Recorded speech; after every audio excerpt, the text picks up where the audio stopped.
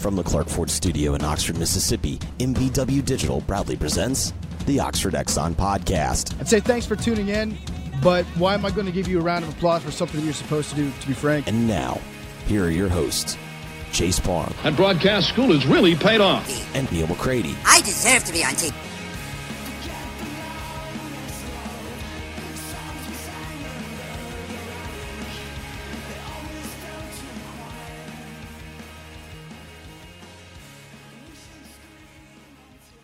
Welcome into this Thursday edition of the Oxford Exxon Podcast. Chase Parham, Neal McCready, Clark Ford Studio this morning. Couple guests on the phone line today. We're going to talk to Travers of the CalRivals.com site. You saw his answers and his questions yesterday in a 5-question segment with Mr. McCready, so we will now hear from him on the show as well. Jeffrey makes his weekly appearance, so good bit going on this morning on this edition of the podcast, brought to you every single day by the Oxford Exxon, Highway 6 West in Oxford. Daiquiris, lunch specials, tailgate specials too.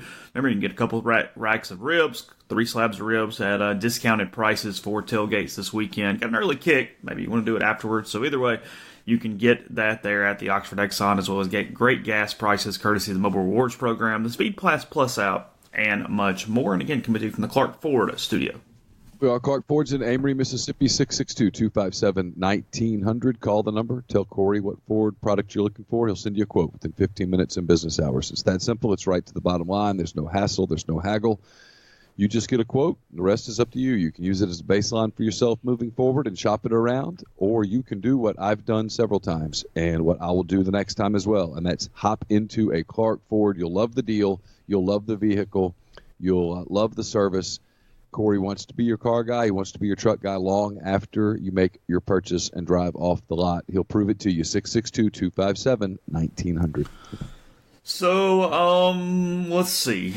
We'll get to Jeffrey here in a few minutes, but it's kind of that deal where it's good for Ole Miss now.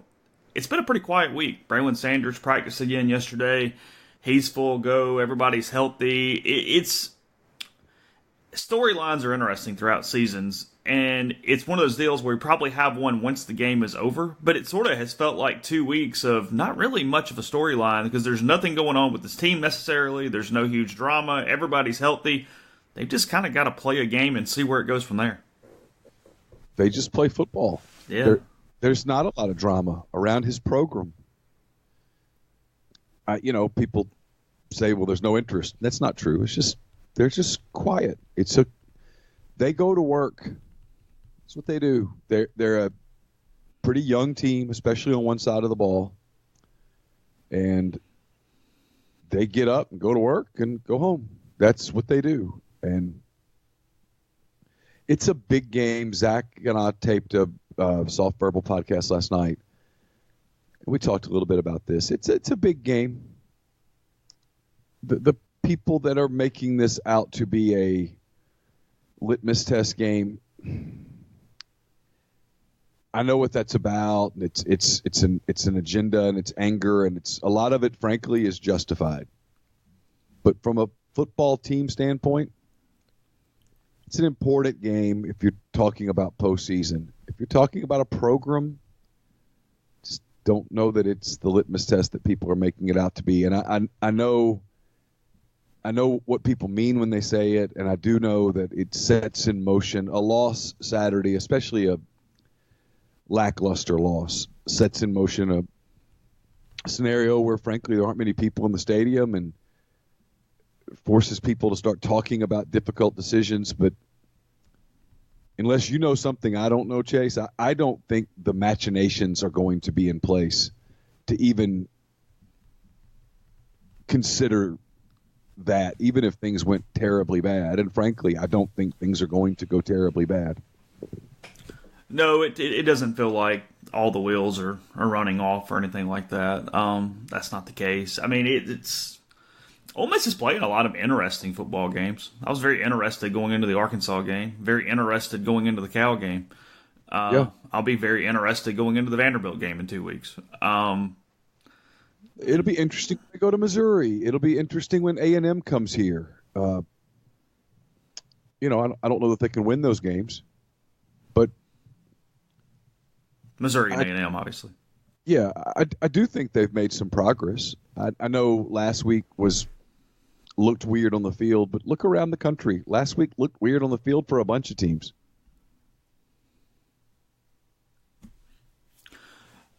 We'll get into Neal's picks here in a bit. I have to give you credit. You were quite on the captions game this week. I actually laughed twice, so that was that's good. I'm here to entertain. The Ole Miss Cal caption and the A&M caption both made me laugh literally out loud. Not like the emoji version, but I laughed. I don't know. Oh, the Cal caption. Yeah, I do remember it now. Oh God, it was funny. It was good. Let everybody go check it out. But I'm waiting for someone to take that one seriously and send me the we're playing on a free space with A&M, but I got to give you credit on Cal and Ole Miss. It was pretty funny. I was intrigued there, so that was good. State was subtly funny. Yeah, I threw a word in there to make it funny. Oh gosh. Anyway, I am seeing on the internet. Wait, guys! It's Thursday. It is what it is. I am seeing on the internet that Ole Miss opens SEC play in baseball at LSU. If you're just curious, I don't have the full schedule for conference games, but I do know that that LSU is the opener in Baton Rouge. 1 and 2 out of the gate in the league. 1 and 2 is that what you're saying? I'm kidding. It's a joke. Hey, they won down there last year. Right? Yeah, they went down and won the series last year. So that's over now. The jinx is done. Hang on, why is it? It's got to be at home. It can't be at. Sorry, it's at home. It's not in Baton Rouge. Yeah, I would say that's. They opened conference play at home against LSU.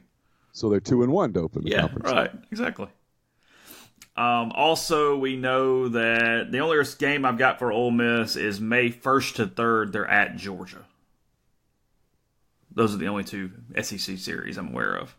Okay. Yeah, so LSU at home, March 13th to 15th, and then at Georgia, May 1st to 3rd there. So, Soft Verbal, as you mentioned, up today. Let's see, you had a Mind on My Money podcast yesterday. No podcast tomorrow. Neal and I are both out of town tomorrow morning, so this will be your feel, but plenty of other offerings to get you through the week best we can. So, just a little. To the best of my knowledge, we're taping a Greatest Pod in the South this afternoon, so we'll have stuff.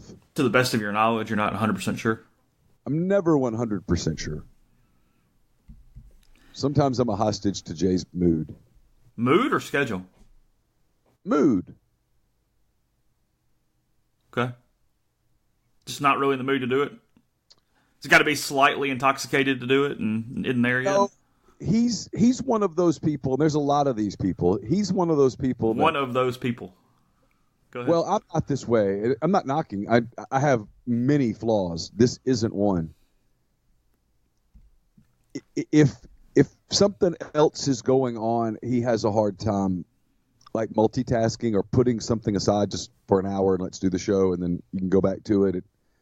He has a little OCD probably is what I would call it. Very single-tracked. Yeah, a little bit. Just not a... When he does something, he does it really well. He's kind of not a multitasker. That's okay. A lot of people that are that way. It's fair. I'm the exact opposite of that. I can put total chaos aside for an hour and do what I need to do. But that's just different people are wired different ways. There was very little of substance, and I say that not in a negative way, just a way in general. From the media op yesterday, there's Jason Pellerin videos, a couple notes from what Matt Luke said, but it was a very short interview. And other than healthy, there was not much there. Liked practice, they prepared, excited. I don't know. And I'm not being a jerk. I know it sounds like I'm being a jerk. I'm really not. I don't know. They got to play the game. We've been talking about this game for 2 weeks. Got to play the game. They'll play the game, and we'll all overreact to it starting Saturday afternoon, and then restart the cycle. And we're going to do, like you said yesterday, we're going to do a new 2-week cycle starting Sunday. We'll overreact to Cal one way or the other. We will dismiss the Alabama game as a whole. Yeah, who cares? and we'll start to focus on, and we'll start to over magnify Vanderbilt. That's what's coming in the next 16 days here on the podcast and at rebelgrove.com. Prepare yourself. I mean, I'll give everybody a primer here. I mean, this was, I've got it in front of me. Here are the quotes from Matt Luke yesterday. I think they know it's an important game. It's a home game. Let's see. We've really tried to stress the importance of winning at home and protecting your home. You have the opportunity to play a ranked team at home as we're fighting and scratching and clawing and trying to battle our way out of this. This becomes a very important game for us. There's a quote about how Paul Jackson's done a good job not having Ole Miss players get a lot of cramps this season.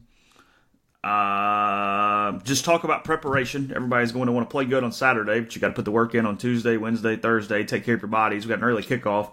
Do the things necessary to play good. They're all going to want to play good Saturday, but you got to put in preparation and put in the time so you can have that confidence to play well. Braylon was out there today. He practiced today. I think we're pretty good health otherwise. In football, it's next man up mentality, and you just move on. So anytime you get somebody back, it's a bonus. It's a spark. That was it. You sense that he feels not the pressure, if you will. He desperately wants the people to buy in. And I think he knows, because he'd be almost have to be comatose to not know, that there's just a lot of people that are out there that don't believe in it. They just don't believe in it. They don't want to hear the rebuild word. They view him as somewhat illegitimate, which I think is unfair, but it is what it is, and I get it. It's a big game for him. It's a big game for that program. I get it. I understand why people say that. I just think when you're talking about where they're trying to get,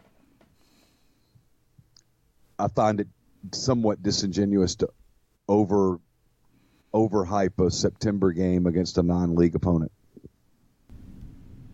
We'll get to Jeffrey in a couple minutes. Neal, we've already recorded that segment of today's podcast, so I know what we got to, what we didn't go to, and this will be a bit disjointed, but it's our podcast, so we can be as disjointed as we'd like. Let's hit this game real quick, because we don't cover this in picks coming up in a second. Kentucky at Mississippi State, 3 p.m. SEC Network on Saturday for this one. Kind of an interesting game. Huge game for both teams. Sawyer Smith was okay for the Wildcats last week in reserve duty of Terry Wilson getting hurt for Kentucky. Mississippi State, frankly, looked bad. They had quarterback issues all around the board as well. And Kentucky getting 7.5 here. Vegas is either a really, really, really smart person in the room, and that's probably the answer. But something about that was, it was kind of like Arkansas last week where I did get burned. But State right now, there's no way I can lay 7.5 against a fairly decent Wildcats team. I think Kentucky's going to win the game. I do too. I think I picked State, but it was just kind of whatever. I was more worried about the points. Yeah, no, I love the points. Absolutely love the points. I think Kentucky's a good team. They let one get away last week. I think they'll regret it.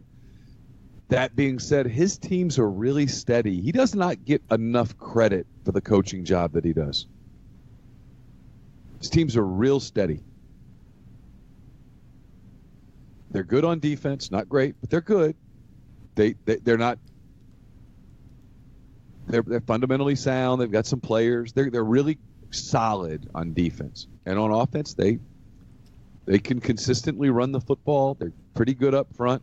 They've got a few playmakers, and Smith's okay. It's not like he's a freshman that comes in there and you're like, "Hey, guy, we got to really water this thing down." He's played a lot of football. Yeah, he's not spinning. Oh, he's okay.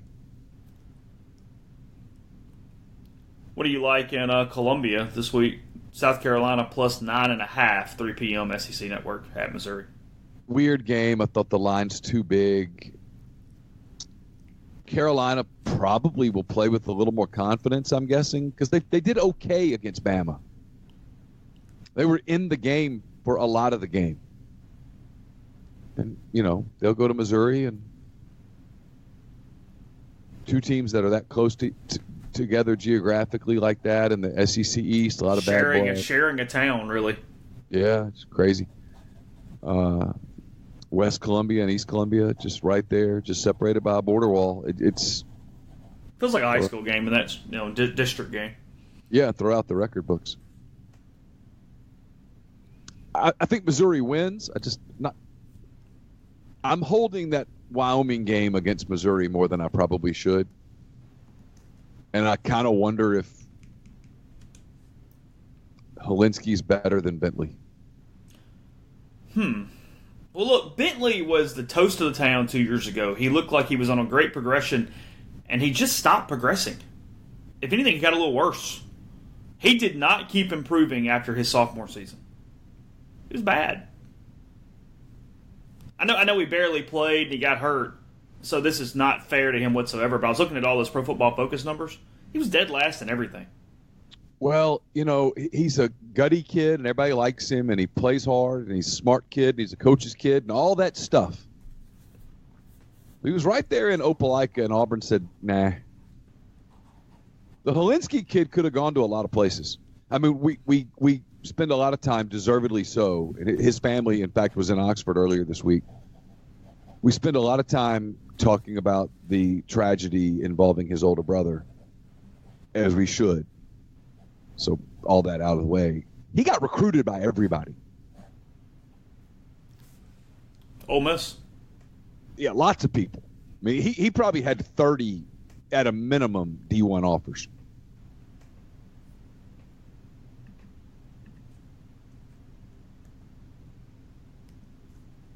He was okay last week. Oh, he was okay. I thought he was pretty good at times. Second start. I mean, we're watching a young quarterback play for the first time too. It's with very rare exception, young quarterback playing the first time. There are steps you must take. It's not a kaboom. You're ready to go. Yeah, he's listing at least 25 offers on his profile, so tons. I just looked for the heck of it.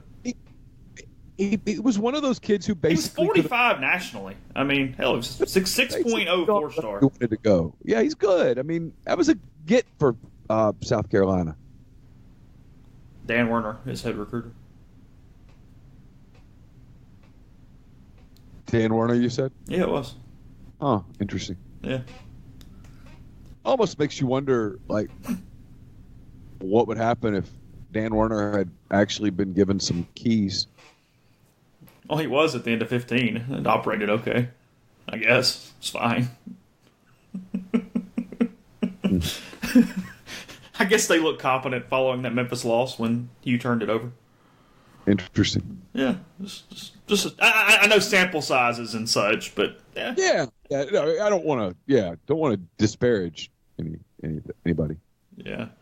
That's a good story for a day down the road at some point. All right, we'll into Jeffrey here in a minute on the podcast. First, I'll tell you about Visit Oxford. Visit OxfordMS.com is the website.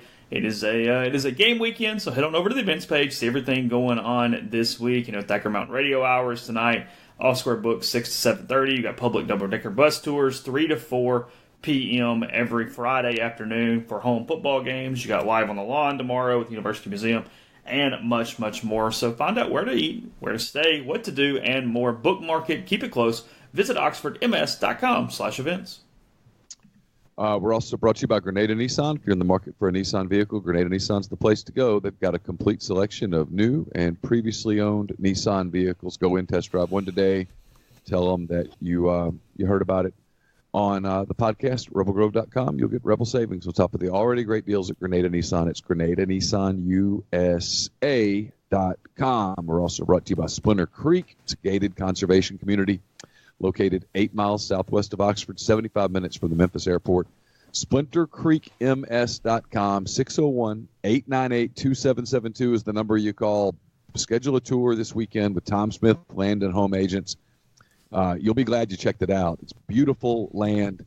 It's been featured in Garden and Gun, Architectural Digest, Southern Living, 34 lakefront lots, 650 acres of lakes. The lakes are the kind of the main streets of Splinter Creek. It's just absolutely beautiful. You should check it out for yourself. Go to the site, ms.com. And again, that number is 601-898-2772.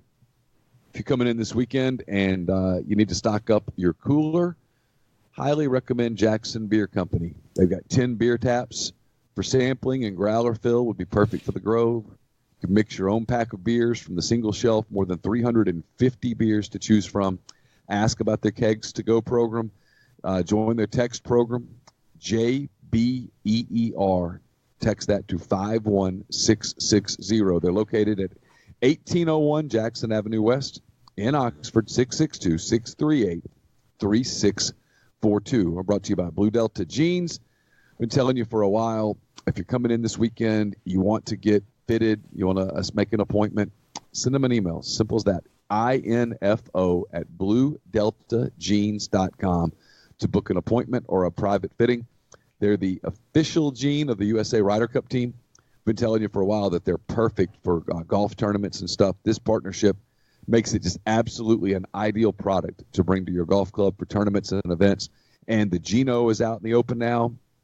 They're pre-selling the fabric. It's soft. It's comfortable. Got a great group of colors. The sewing on the Gino is going to begin late October, so don't miss on the opportunity. Reserve your spot in this first run of this great new fabric line from Blue Delta Jeans. Podcast also brought to you by Community Mortgage, Oxford, Memphis, Soto County, and Chattanooga. All underwriting and processing is done in Memphis. You're getting local underwriting and understands your market, a leader in condo financing, the float down option, and with rates as low as they've been in about 2 years. Good time to call Jason, talk about refinancing, talk about purchasing. 662-234-2704 or JLOWE@communitymtg.com. Now here's Jeffrey Wright. Jeffrey, good morning. We'll go over Neal's picks today. Those up on the site, as we mentioned, at rebelgrove.com. Read the captions, see the picks, but with us or against us, whatever you so wish. So good morning. Sounds like you got a busy one today. Yeah. Yeah. Okay. I'll leave it. All right. Fair enough. We'll jump right in. LSU at Vanderbilt, 11 a.m. SEC Network on Saturday. 23.5 on this one. Georgia beat the Commodores by 24 earlier in the week, but it looks like everybody has LSU doing this fairly handedly. Jeffrey, Vanderbilt sucks and LSU's pretty good. That simple? Yeah, I mean, I guess you told me there's a 11 a.m. I just don't even think like that's possible. Like, for instance, last year when Florida went into Vanderbilt and needed, I think, 59 minutes and 45 seconds to cover and told one hell of a story doing so, I think falling behind 17. Like, I just don't. I don't think I don't know. I just don't feel like the public has adjusted. Vanderbilt is awful on offense. I mean, they're truly awful. And even if they're able to get some stops and they play well against LSU, like, they're still not going to be able to score enough to even make this an issue. Even if they hold them into the 30s, I still think LSU's okay. I don't think they can hold them to the 30s. LSU's just so good on offense right now. They're playing with such confidence. Yeah, and I don't.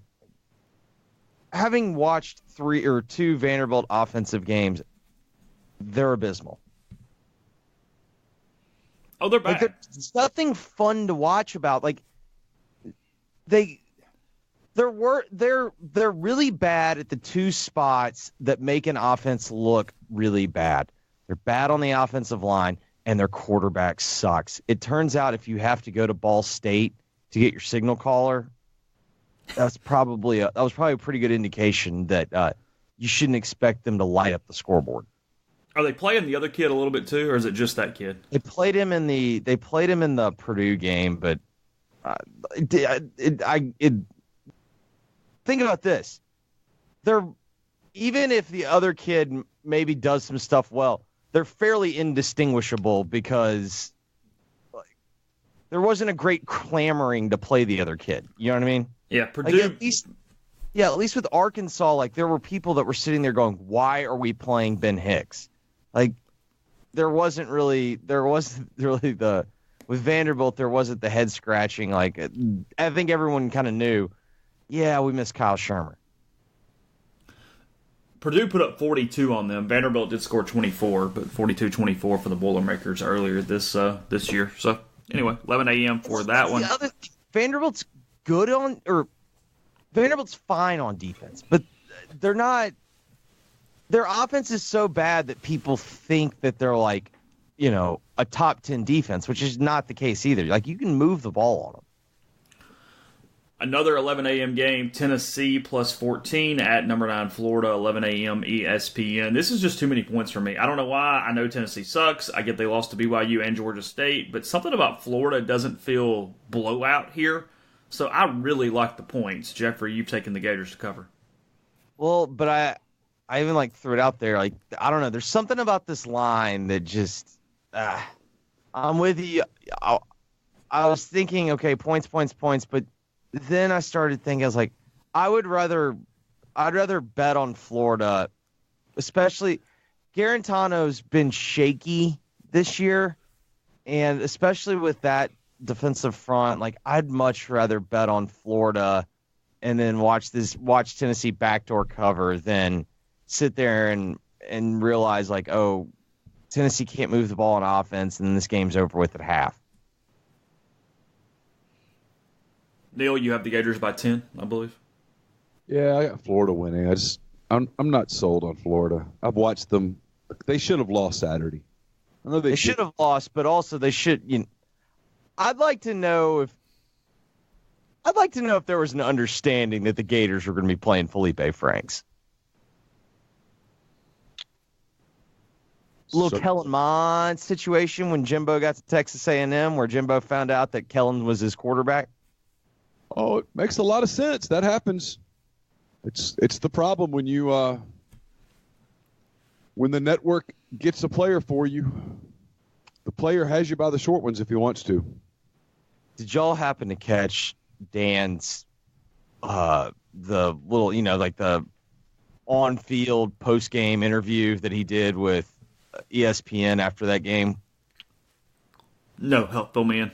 I don't think it was Dan opened up several bottles of nothing but empty, smelling your own farts, and just, well, we have 3 starting quarterbacks. I've been saying it all along. Like, it was God, it was so smug. It was peak Dan Mullen. An 11 a.m. game that no one is going to watch for the most part other than people in the Alabama state. Obviously, Southern Miss and Alabama plus 39 for this one. ESPN2 is your television station. I'm all for Jack Abraham. I hope he has a big day, but at some point I do see Alabama covering one of these lines. Yeah, I just, having watched Southern play, they're the annoying team to play with a big line because they don't freaking die. Yeah, they're just going to keep running that stuff, and I think they get 20 points, and so then you're asking Alabama to score 60. And they can, but sure, I think they can. It's just I don't know if they will. Like, yeah, your heart's got to be really into it to score 60. I think Saban is smart enough to know that the days of style points are over. They don't need them. All he has to do is just keep winning. So he's got to get. They're not as good defensively as they've been in the past. They've had some injuries that have really hurt them. They've got to get. When they get a game out of hand, he's got to get his better defensive players off the field. He can be stubborn about it, but he's going to need them in a few weeks when they play LSU. My only concern with Alabama, I don't love that front on defense. I don't either. I don't like their defense that much. Well, and also, I don't know how much of the South Carolina game you get to watch, but 35, the kid that's having to play linebacker because Moses is out, Neal, that is the slowest linebacker Alabama's had in 10 years. Like, South Carolina was legitimately picking on him. Well, you know my theory on this. I've got a theory that Alabama's got just the beginnings of chinks in the armor, and it's called Georgia and Clemson on the recruiting trail. For sure. They're not loading. They're still, look, don't make no mistake. Right, but you don't have the kid, okay, my starting linebacker gets hurt and it's fine. Like, we've got to. Their starting linebacker got hurt. You put a kid in behind him who, frankly, was better than him. They don't have that anymore. Several things have happened. The transfer portal has happened. Kids transfer quicker. And then now other schools recruit. Kids look at depth. It's hard to accumulate depth at across the board the way that Saban always has.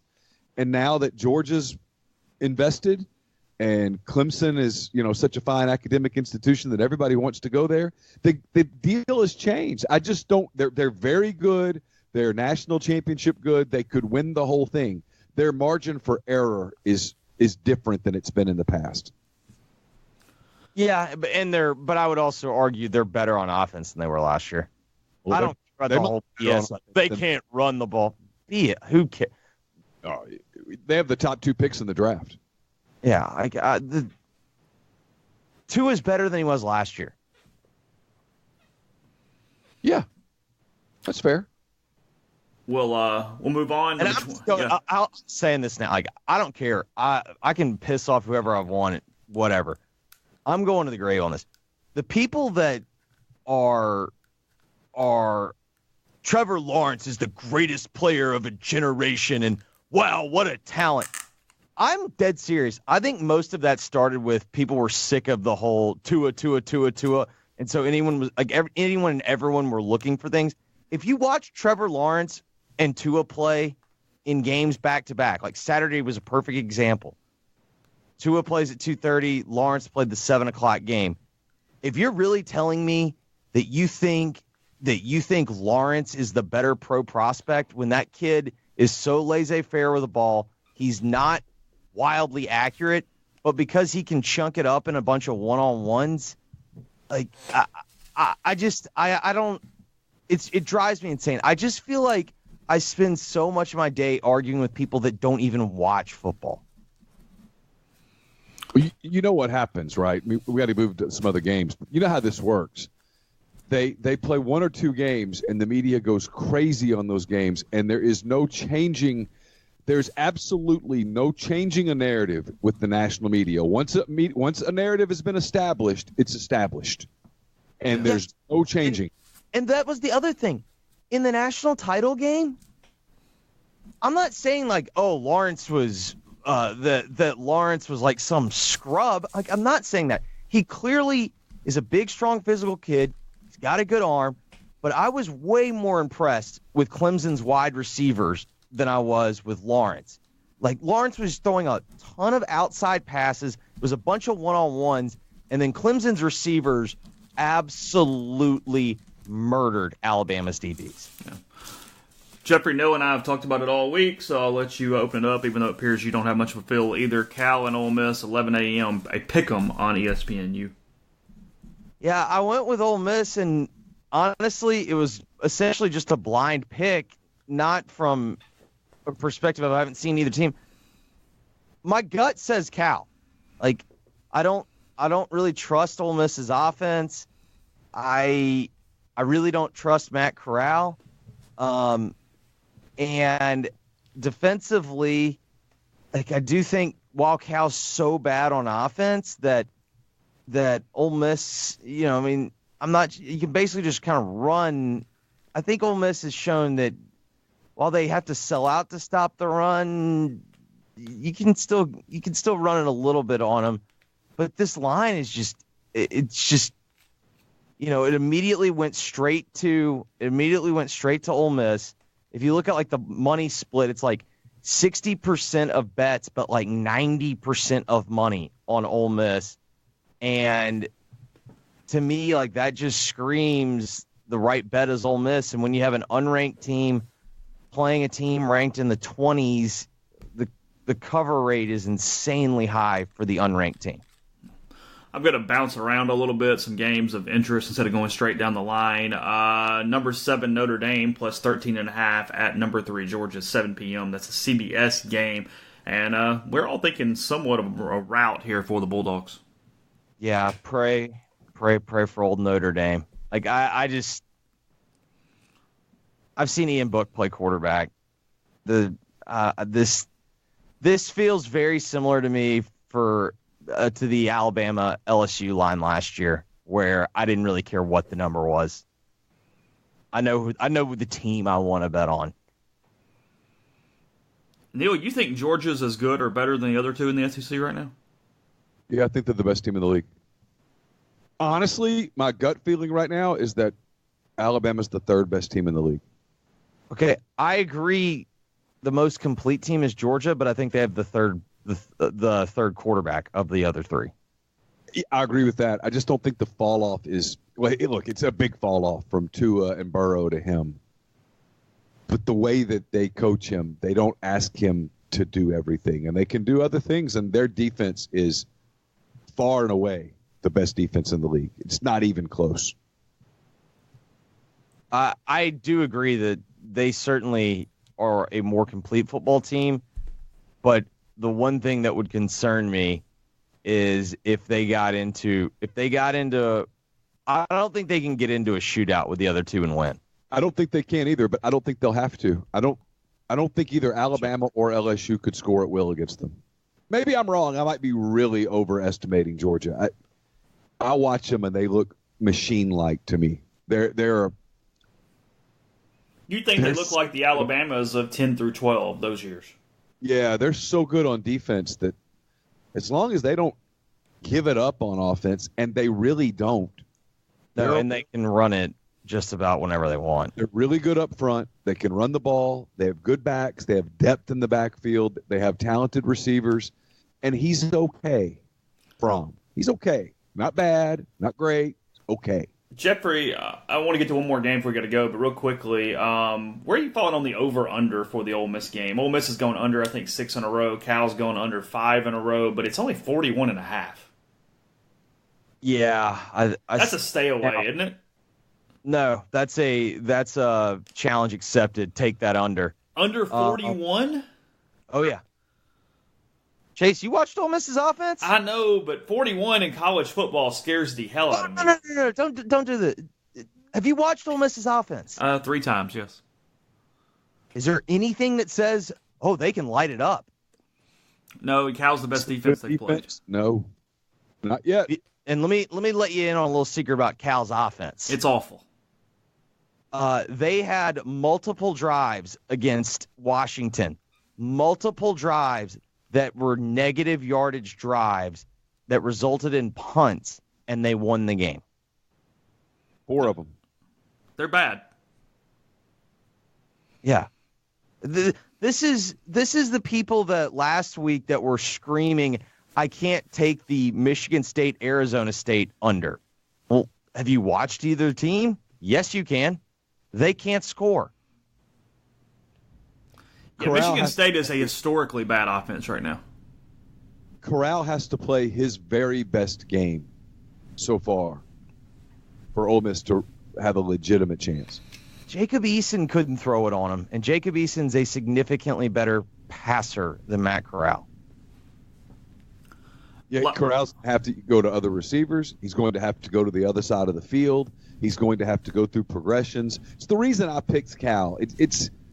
I know every trend says Ole Miss, all the national trends, all that stuff. I'm not disputing all that. I'm not. For the record, every trend said take Texas against LSU at home. I just look at it and say, I don't know that he's ready for this yet. I know you got like 1 minute, Jeffrey. Number 8, Auburn +4 at number 17, Texas A&M 230. Give me a read on the Tigers and Aggies here. I know I'm going to regret this immediately, but I don't know. I like Auburn in this spot. Kellen Mond's not tough. Kellen Mond, when things start going fast around him, he doesn't play good football. I don't really care that it's Bo Nix's first start on the road. I really don't. They're going to go to Gatewood because he's okay. They can go to Gatewood as soon as Nix gets in trouble. And you nailed it on the Mond thing. I don't trust Kellen Mond against a good defense that likes to bully people, and that's Auburn. Yes. I think he wilts. I've got Auburn winning straight up, and which means that A&M is going to win by 30. But I think Auburn's the better team, and I don't like Mond against that defense. I completely agree. I really wanted to take him straight up, but I just kind of was like, whatever. I'll just take the points. Yeah, that's fair enough. Appreciate it, bud. Have a good day. All right, guys. Thanks to Jeffrey. We'll jump back into the phone line in a second and talk with Trace Travers of GoldenBearReport.com, the California rival site. But before we do that, I'll tell you about G&M. The flu season approaching quickly. Tyson Drugs and G&M Pharmacy have flu vaccines available with a $0 copay on most insurance plans. No one has time to wait in line for the overworked pharmacist at the chain drugstores. So stop by one of their locally owned pharmacies where they have multiple pharmacists available dedicated to getting you in and out quickly and painlessly as possible. Tyson Drugs on the Square in Holly Springs or G&M Pharmacy located just off South Lamar Boulevard in Oxford. Go see them today to take care of that. Again, that's 662-236-2222. We are also brought to you by Dead Soxy. If you're searching for that unique way to brand your company swag, you have a special event to memorialize, Dead Soxy has you covered with their custom sock program.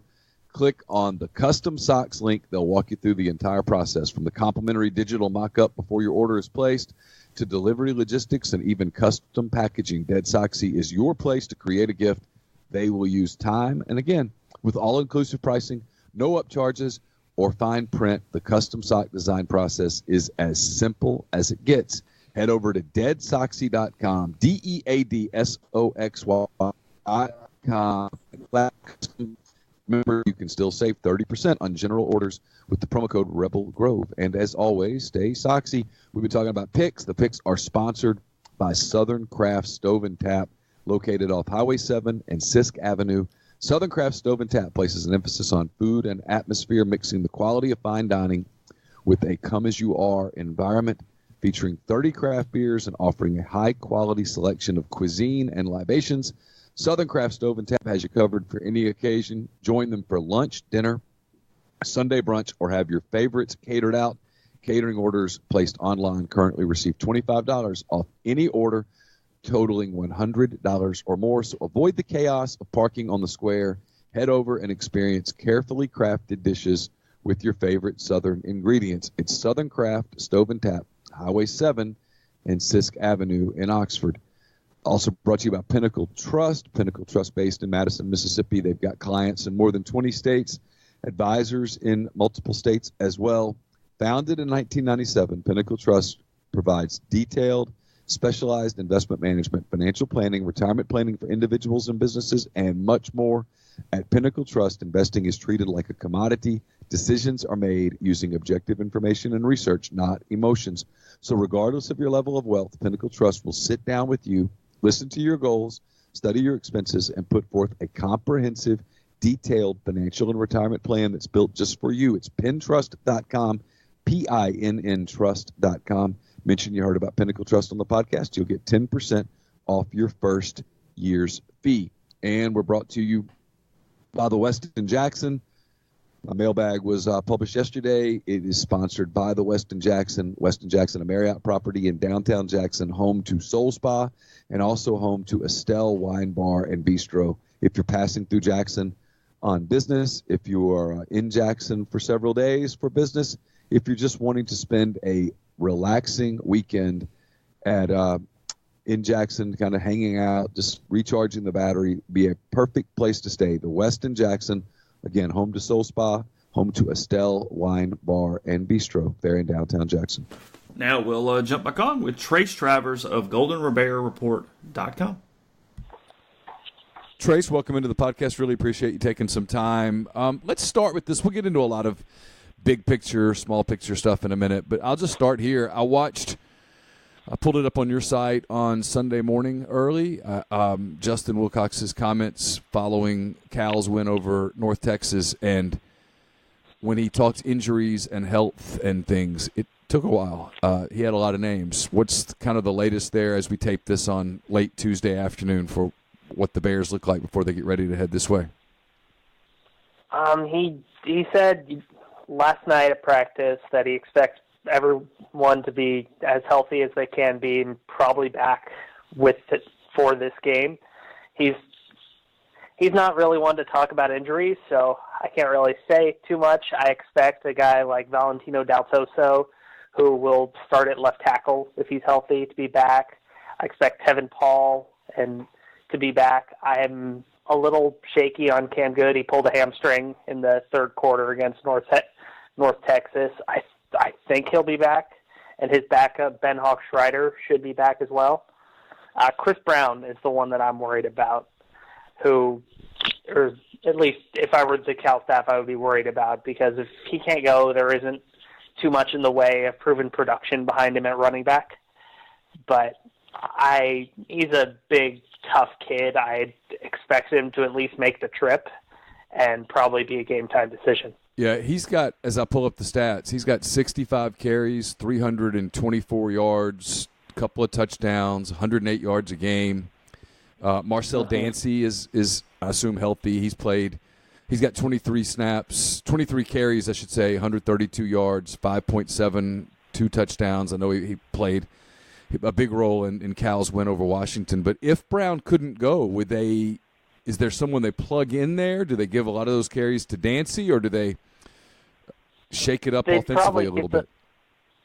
Give those to Dancy, bring in Alex Nacerda, who he's a redshirt senior, kind of similar situation to Patrick Laird, who Ole Miss got to see a couple of years ago. Just a guy who walked on, earned a scholarship through sheer grit, hasn't had the same kind of explosion onto the scene that Laird had once upon a time. He'll get some. You could see true freshman DeCarlos Brooks from Chandler High School in Arizona. He ran for over 2,000 yards his final year of high school. So it could be one of those three, really. I watched the game against Washington. It was obviously a huge win for Cal. Defensively, the Bears just jump off the page, especially that secondary. It's as good as I've seen. And I mean this as a big-time compliment. It is an LSU type of secondary. NFL players all over the place. They fly around. They make plays. They're experienced. They look the part. But offensively, Cal was just kind of conservative, kind of meh that day. They ran the ball some. Garbers that night, to me, Chase Garbers, the quarterback for the people who are listening, appeared to be a little tentative. I didn't think a lot of it. I thought maybe they're just being super conservative. But then I listened to the Wilcox's press conference after the North Texas game, and he wasn't throwing his quarterback under the bus, but you could tell he wasn't completely pleased with some of that exact same thing and kind of an unwillingness to run the offense.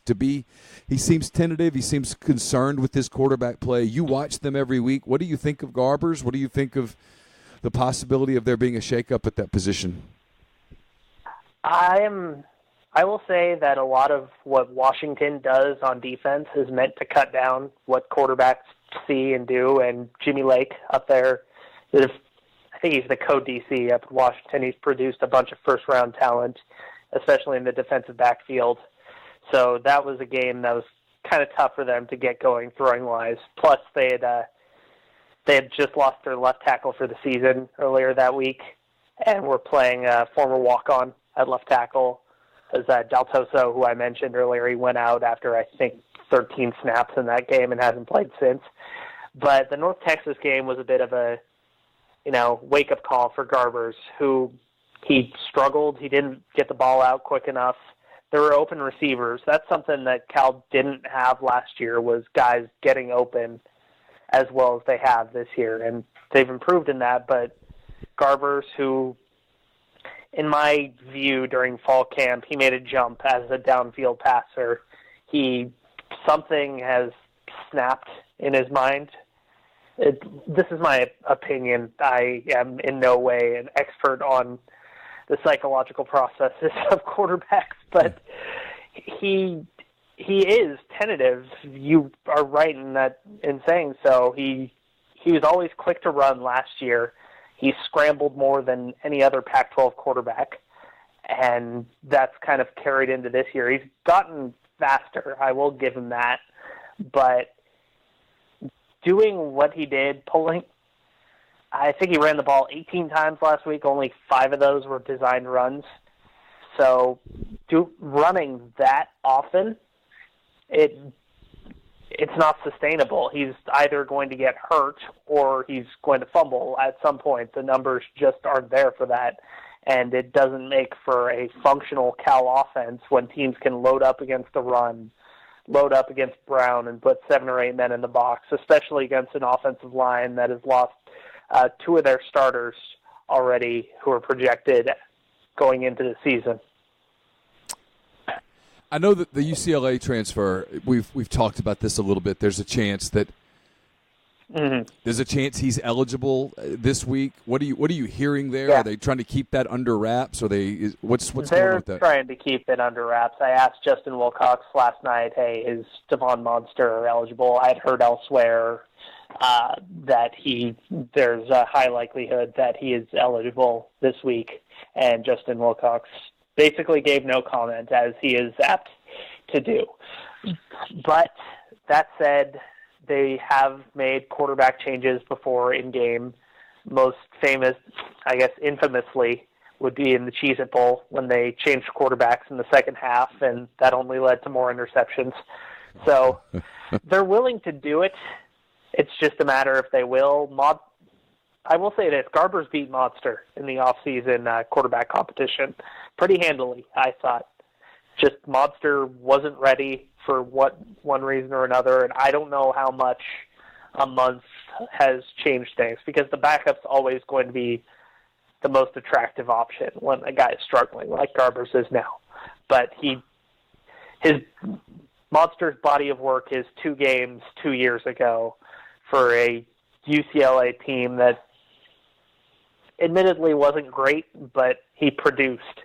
So it's hard to judge in that case with a new team, a similar system, but a new group of guys.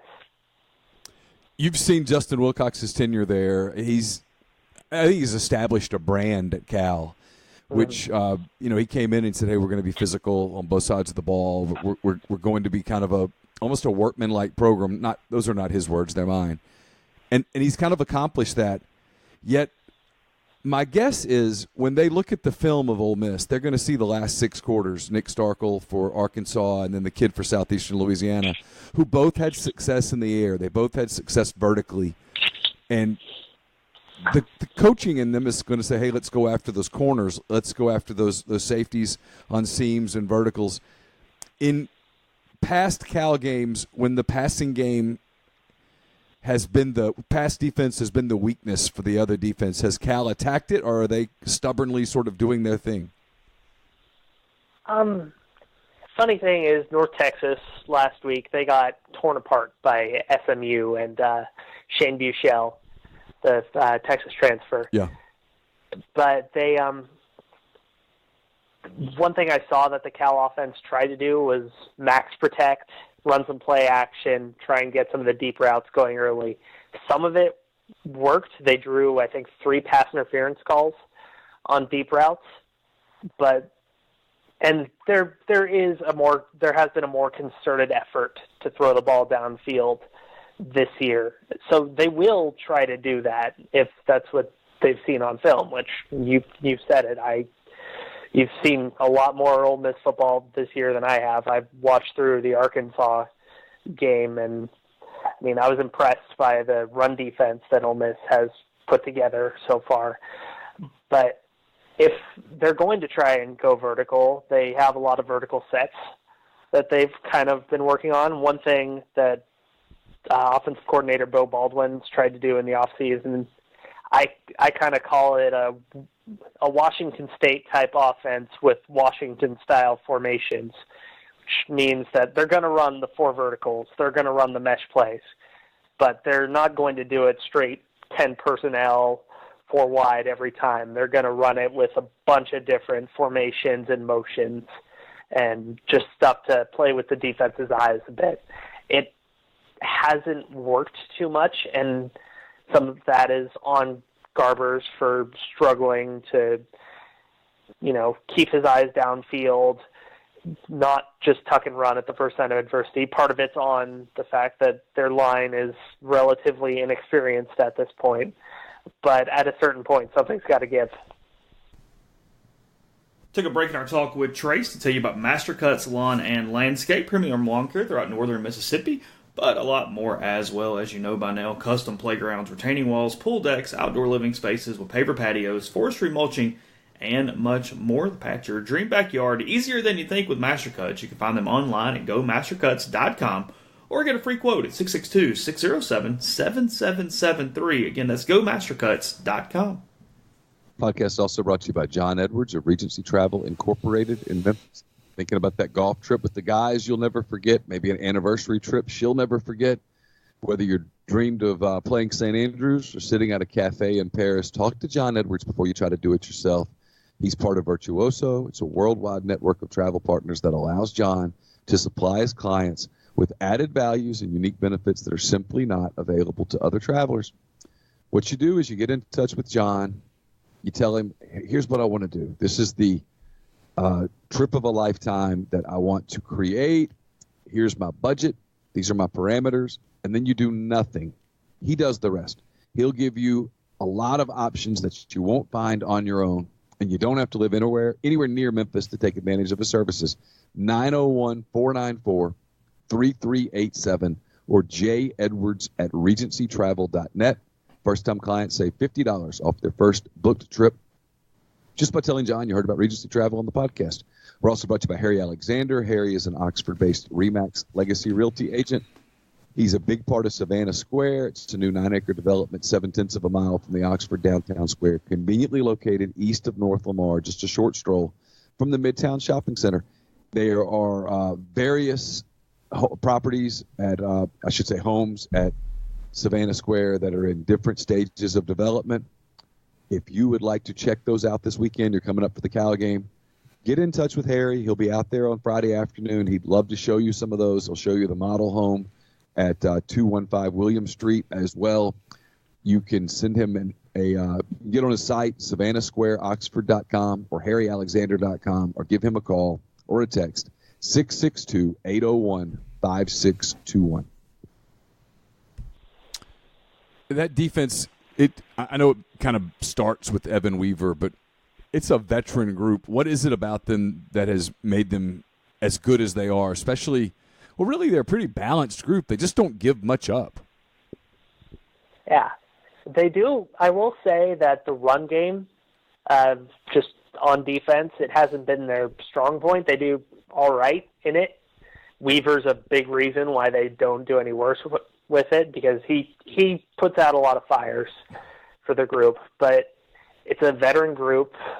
I think the 5 DBs that you'll see now are either seniors or juniors. They have, I think, 7 defensive backs who could ostensibly leave after this year. With the starting corners, who are both juniors, they're eligible to declare for the draft if they want to. You have Weaver in the middle, who's the emotional heart and soul of the group. He's kind of the anti-Justin Wilcox in a way. Just he's loud, he's brash, he talks a ton of trash during games. He wants to get into quarterbacks' heads. He trash talked his own team throughout fall camp, and I'm pretty sure he trash talked one of Cal's offensive players into being productive. But that's neither here nor there. And then up front on the defensive line, they have a couple of seniors in there, in Luke Beckett, who's a native of the state of Arkansas, Zionde Johnson, and a true freshman by the name of Brett Johnson, who I think is an NFL guy in a couple of years. They've done a good job at reloading that group. I think they replaced 3 seniors from last year, a nose guard, an outside linebacker, and an inside linebacker. And they've replaced them all with talent. Cam Good, who was out for last year, and who I expect him to play, and Ole Miss fans may not remember him too fondly for his pick 6 against them 2 years ago. He's back. He broke his foot last year. He's completely back. It's just a group with experience, knows how to play the game. They're smart and tough, and yeah, they don't make too many mistakes. They're obsessed with football. Something I don't know. There's a national feature I think Sports Illustrated did on the Cal defensive backs, where one of their guys just sat in at Cam Bynum and Elijah Hicks's house and watched them as they went through film together. And they're doing this on a Saturday night in the middle of the summer when they could be doing anything else. They want to win. They bring lots of pressure with kind of everybody. They bring defensive backs in different times, a lot of different – that's at least what I saw from watching them against Washington. They're going to face a young quarterback who's done pretty well. Matt Corral, a California native, has I think he's gotten off to a really good start. I thought he was really good against Arkansas and pretty good at times against Southeastern Louisiana after a bad first half to his first career start against Memphis. But they're obviously going to be his most difficult test yet. I would think Cal wants to throw a lot of different looks at him, wants to get him confused, wants to force him into mistakes. You talked about trash-talking him, getting into his head a little bit. When you've seen this staff go against young quarterbacks, what have they tried to throw at him? Just a lot of different things. Cal's faced 3 pretty good quarterbacks already, and I know it's FCS level, but Jake Mayer of UC Davis is up for the FCS Heisman, the Walter Payton Award. Jacob Eason, the Georgia transfer at Washington, they did well with him, and Mason Fine in North Texas, who's been there forever and holds every conceivable record there. What they've done, what they do with basically everybody. They'll throw a bunch of different looks at you, whether it's they run a lot of cover 3, but they'll change maybe, say, there's 4 different guys that are going to come after the quarterback. The pressure could come inside, outside, from the corners, from the nickel spot, so on and so forth. When they get teams off schedule and into those passing downs on 3rd and 8, 3rd and 9, they'll send Weaver up the middle. He's a former defensive end, so he's got some of those pass rushing skills off the edge. What they want to do is get to those passing down situations, something they did very well 2 years ago against Shea Patterson in the second half of that game. Just send 4 or 5, but make sure that the quarterback doesn't know where the 4 or 5 is coming from. It doesn't necessarily have to be off the edge. It can be delayed blitzes up the middle. There's a lot they can do with it. And if there's an area that I think they've struggled in pass-wise, it's some of the quick stuff where they can't apply as much pressure. But this team tackles very well. 3 years ago when Cal had Sonny Dykes, that would have been unheard of to say. But just when you see a guy take off on like a little swing screen, they had one mistake on those last week, but they get to the guy, tackle him, and take him down first contact, and it's just fun to watch, honestly. It looks like Cal's going to catch a little bit of a break in terms of the weather, and I wanted to get into this a little bit with you because I don't know how big of a deal it is or isn't. It's 96 degrees as we tape this. The high tomorrow is 96, and then it drops off a little, and I think the high on Saturday, as of now, is about 88. So it'll be hot. It'll be hot on the field. It will be humid, certainly more humid than it is in Northern California, though it's supposed to fall off a little bit this weekend. What are they doing to prepare for weather? Well, one of those things where Justin Wilcox says, "Hey, we really don't care about what weather is going to be."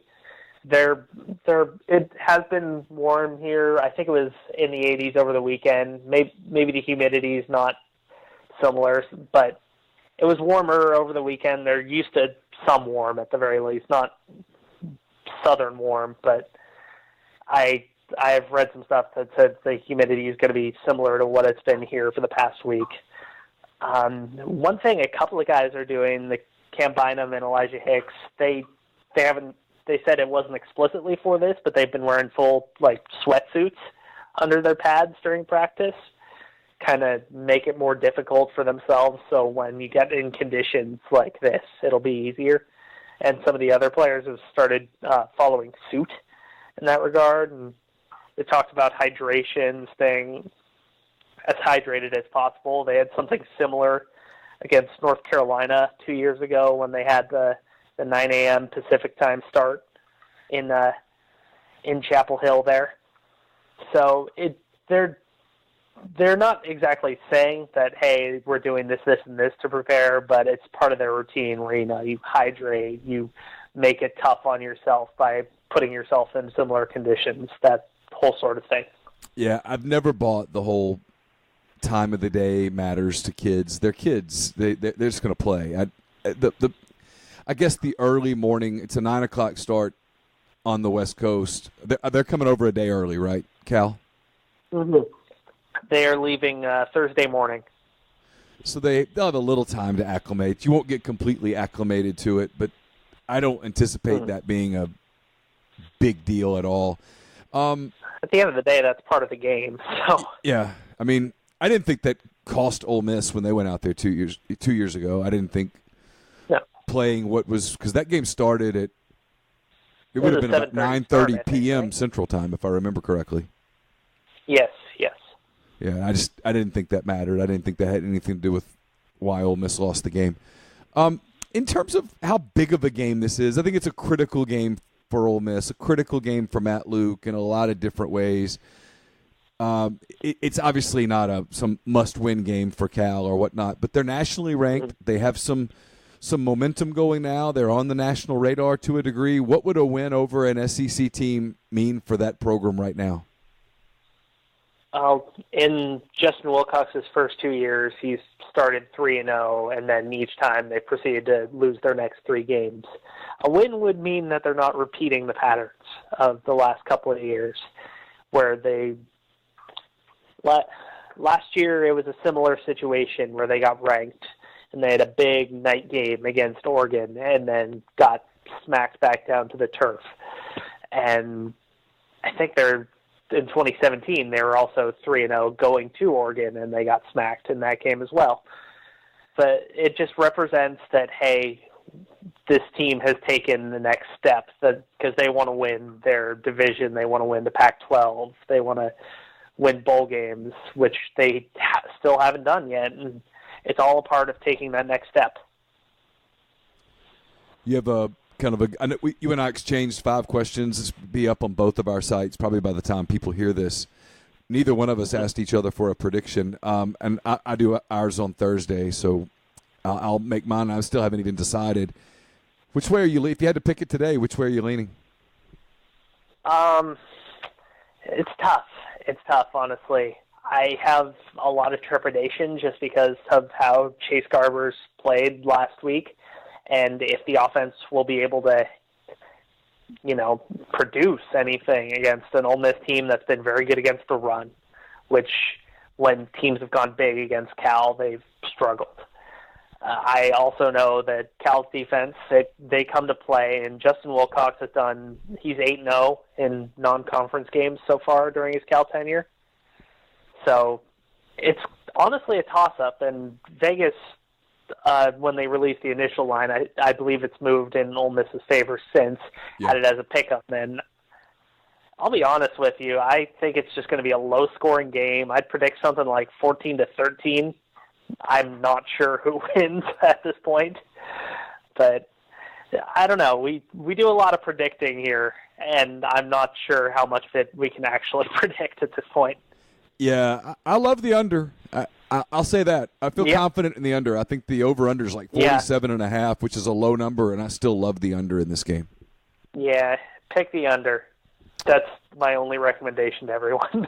What kind of crowd do you think Cal brings? It's a pretty good haul to Oxford, Mississippi from Berkeley. More than you'd expect from a team like Cal, I'd say. I know of a lot of people who are making that trek over. It's a unique trip. Cal hasn't, they went to North Carolina a couple of years ago, but that's not exactly the experience of football at North Carolina is not the same as the experience of football at Ole Miss, where you have the tailgating experience at the Grove, and some people are, flying into Memphis and going to Graceland or whatnot. And I don't know how many. I don't know what the allotment of tickets is, but there will be a sizable Cal contingent there. Should be a fun day. Really appreciate all your help this week, and hope to talk to you again soon. Thanks, Trace. Of course. Thanks, Neal. Our thanks to Trace Travers for his time today on the podcast. It's a podcast that is also brought to you by Oxford University Bank. OUB, locally owned and operated, right here in Oxford. When you deposit money at OUB, that money and the vast majority of the bank's profits go right back into the Oxford community. OUB is home to Kasasa. It's the absolute best cash checking account, and it is also home to a commercial checking account now paying 1% interest as long as you keep $10,000 in the account. In the account comes with fully interactive online banking. To learn more, go to liveoxfordbankoxford.com or call 662-234-6668. OUB is FDIC insured. Score big points with your kids by signing them up for Oxford Park Commission Youth Basketball. Registration now open for leagues serving ages 5 to 15. The cost to play, just $50 per child. There are discounts available for families with multiple players. The deadline to sign up is October the 4th. Visit oxfordparkcommission.com for more details or to sign up. And it's not too late to sign up for tailgating. This weekend for Ole Miss and Cal, 7 South Tailgating, owned and operated by husband-wife duo Kyle and Jordan Thornton. What started as a way to pay for college has become the greatest tailgating service provider at Ole Miss. The team at 7 South are rebels through and through. They take pride in the Grove and the impact their service has on protecting, preserving, and enriching the Ole Miss game day tailgating tradition. Call them directly at 662-321-1682 or visit 7southtailgating.com. And speaking of Ole Miss and Cal, celebrate 125 seasons of Ole Miss football. Pick one game and one game. That includes parking for just $125. Visit OleMissTix.com. Also join the Rebel football team back in the vault on Saturday as they host the Cal Bears at 11 a.m. Tickets remain and can be purchased by visiting OleMissTix.com.